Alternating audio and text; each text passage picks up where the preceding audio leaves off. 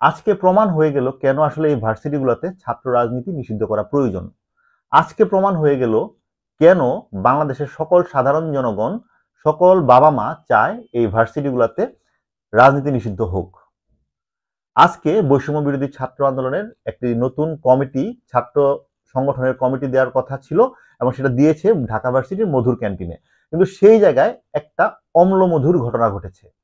সেখানে private varsity যারা সমর্থক রয়েছে তারা পদবঞ্চিত এবং বঞ্চিত শিক্ষার্থী হিসেবে সেখানে আসে এবং তাদের সাথে এই নতুন কমিটির যে সমর্থক রয়েছে তাদের হাতাহাতি হয়। সেখানে বেশ কয়েকজন প্রাইভেট ভার্সিটির শিক্ষার্থীরা আহত হয়।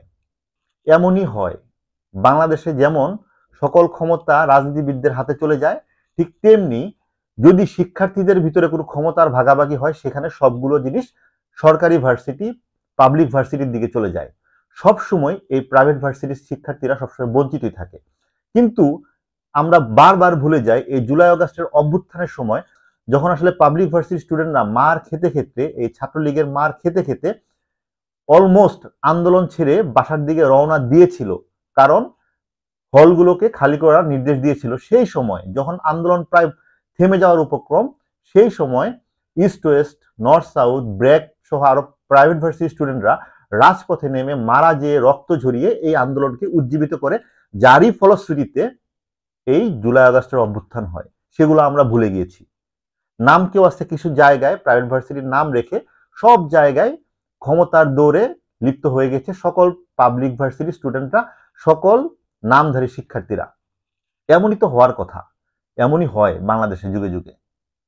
আর ঠিক এই কারণেই এই ৬-৭ মাসে আর যাই হোক, ভার্সিটি যে লেখাপড়ার জায়গা সেটা আমরা ভুলে গিয়েছি।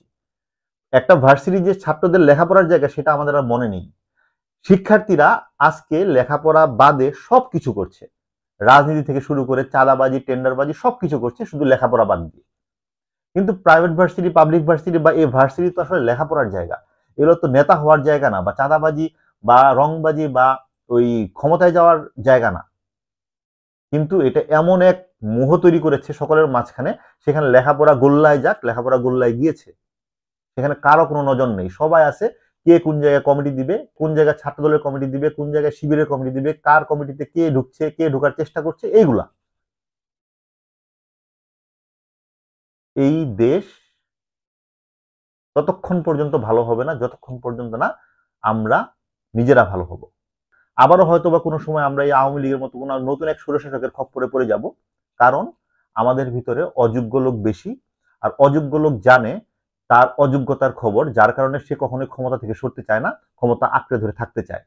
আর অযোগ্য লোকরা জানে তারা ভবিষ্যতে কিছু করতে পারবে না, তাই এই সুযোগ, সেটা ছাত্র হোক, সেটা স্টাবলিশড কোনো রাজনৈতিক দল হোক, তার লেজ ধরে যদি এখনই কোনো কমিটিতে ঢুকে পড়া যায় তাহলে মোটামুটি রাস্তা পরিষ্কার। এগুলো বন্ধ করা দরকার।